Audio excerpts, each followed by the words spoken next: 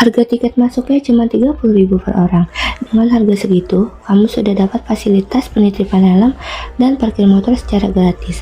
Jadi tunggu apa lagi? Yuk main ke Kebun Raya Bogor.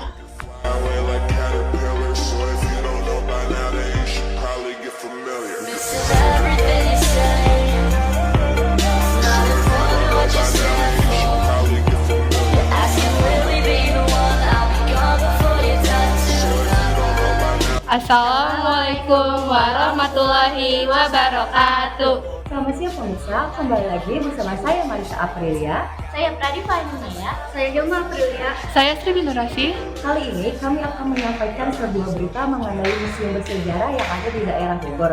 Yuk kita simak video penjelasannya.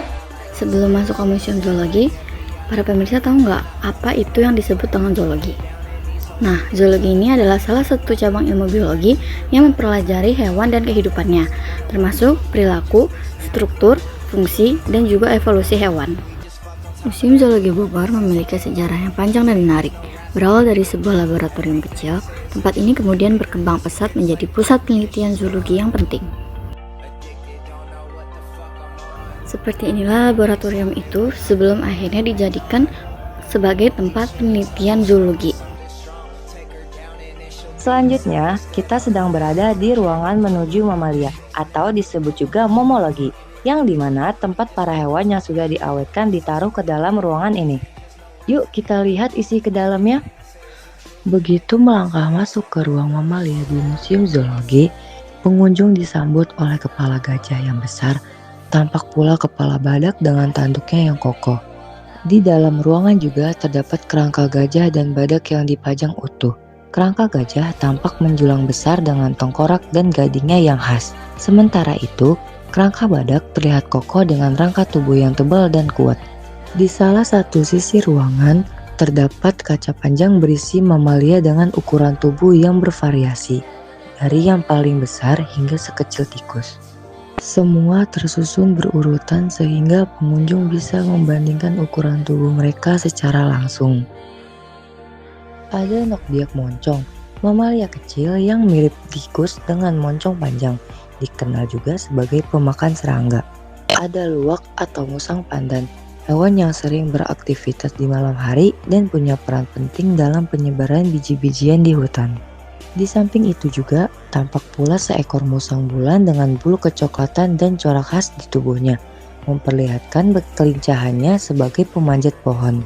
Lalu ada terenggiling, mamalia bersisik yang dikenal pemalu.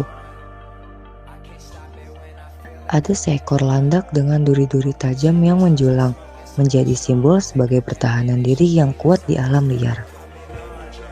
Nah, di sini saya sudah berada di salah satu cabang zoologi yang mempelajari amfibi dan reptil, yang termasuk katak, salamander, ular, kadal, kura-kura, dan buaya.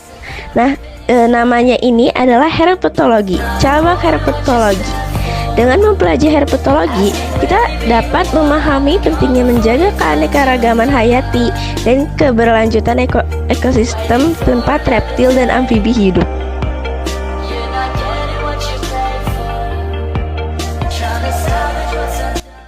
Sekarang kita akan menuju ke ruangan serangga. Di ruangan ini kamu bisa melihat berbagai jenis serangga yang sering kita temui dalam kehidupan sehari-hari. Salah satu serangga yang menarik di sini adalah kupu-kupu yang bentuknya dan warnanya sangat mirip dengan daun.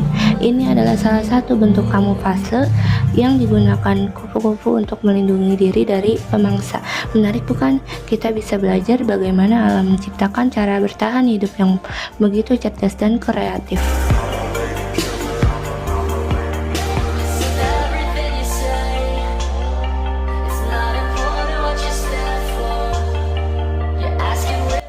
Zoologi adalah cabang ilmu biologi yang berfokus pada studi tentang ikan. Ilmu ini mencakup semua aspek tentang ikan, mulai dari anatomi, fisiologi, ekologi, tingkah laku, asal-usul evolusi, hingga pengelompokan atau klasifikasinya. Selanjutnya, saya akan memperlihatkan hewan-hewan laut yang ada di sini. Di Museum Zoologi, khususnya pada ruangan ikan, terdapat banyak berbagai jenis kerang dan juga jenis-jenis biota laut.